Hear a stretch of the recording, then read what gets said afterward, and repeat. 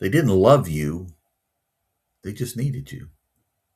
I mean, some of the deepest pain in our life comes from finally realizing you were fighting to keep a relationship alive and it only existed for someone else's convenience. You thought they loved you, but well, the relationship was built around well their need and their agenda and their benefit. And when you stop being useful, well, that's when everything changed. Today, I want to help coach you through that pain. Why? So you can stop living emotionally trapped and you can start leading your life forward again. Welcome to Renewed Mind Coaching and Leadership Podcasting. My name is Andrew Kaufman. This podcast is more than just motivation. This is about healing and clarity and leadership and complete and total transformation. My friends, because many people are alive physically, but emotionally they've stopped living and they stopped living a long time ago because of it.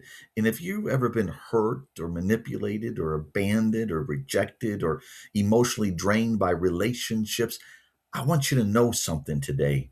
Your life is not over. You can dream again. You can heal again. You can live with purpose again.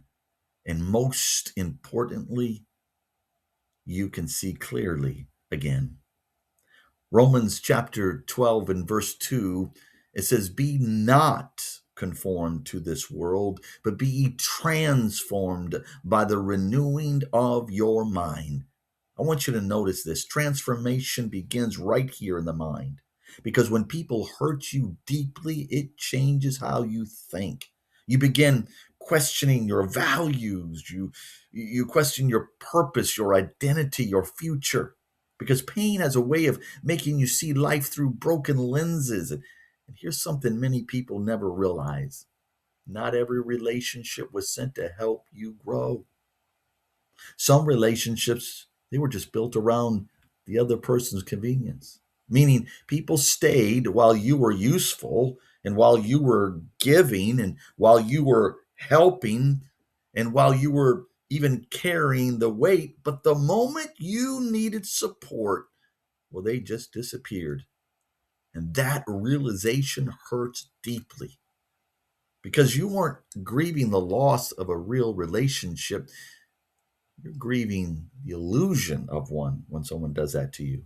Let me give you a picture. Imagine watering a tree every single day. You protect it, you invest into it, you believe that one day it was going to somehow produce fruit, but over time you realize the roots were never connected to the ground.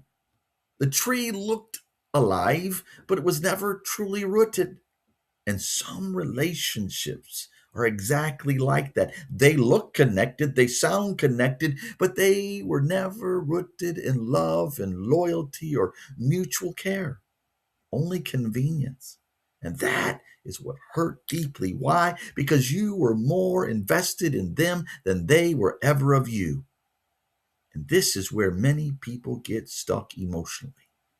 They just keep trying to revive relationships that God is exposing. Because we often fight hardest for what is familiar, even when it's hurting us. But here's a truth moment. And I need you to really pay attention right now.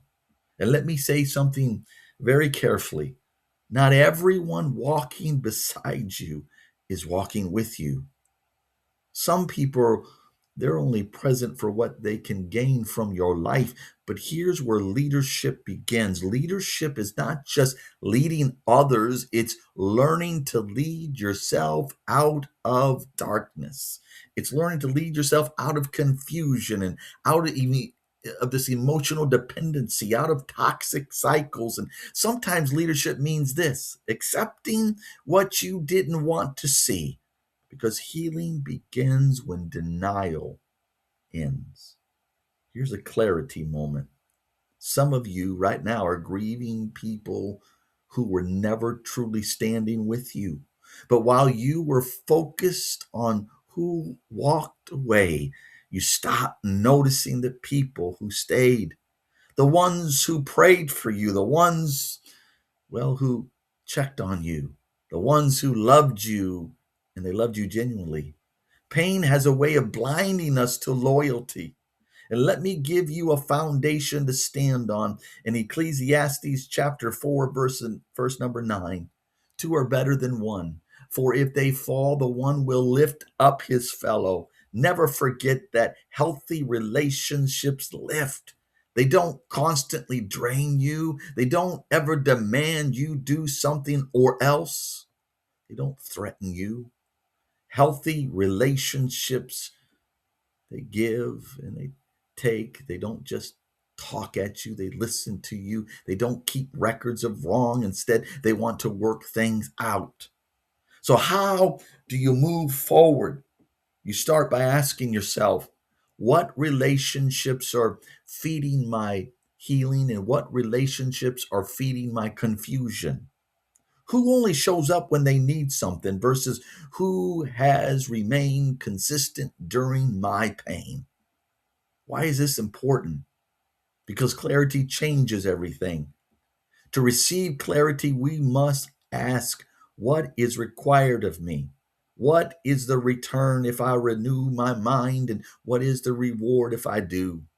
So, what is required of me is honesty. Stop romanticizing relationships that are hurting you. How? By setting boundaries. Not everyone deserves unlimited access to your heart. So quit pouring your heart out to everyone. Your heart is the center of your attraction.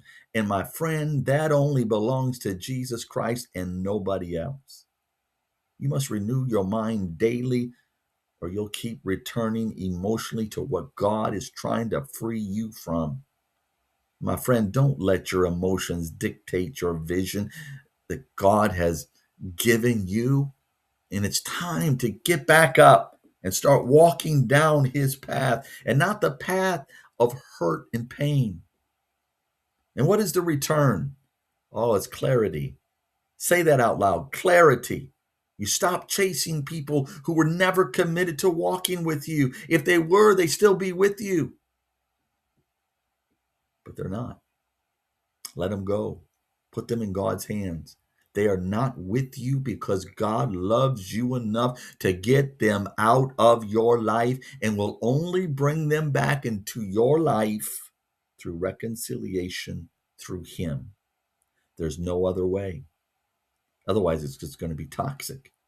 Let God bring in people into your life, not your emotions.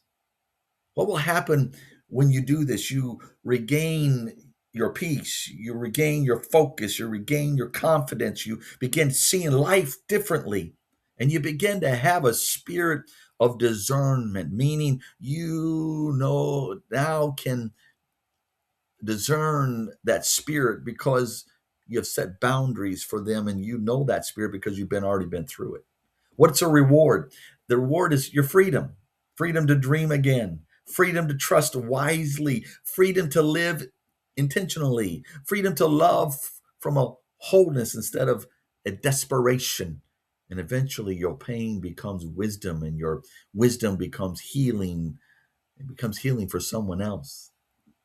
My prayer is for every person listening who feels emotionally broken. You feel used, you feel rejected, you feel forgotten. I pray God will heal your heart today, restore your vision, renew your mind. And I pray that God will help you stop chasing what hurts you and start walking toward God's purpose and his healing and clarity and truth. I pray that God will teach you to see relationships clearly and to value the people who truly are standing beside you. My friend, if this spoke to you, can I ask you to like and subscribe and share this with someone who needs it right now? And remember this, you were created for a purpose, and don't you ever forget that. And you matter to God. No matter what anybody else says, you matter to God. I feel like somebody needs to say that out loud right now. I matter to God. Go ahead. I matter to God. And no matter what you've walked through, I'm here to tell you, my friend, the best is still to come.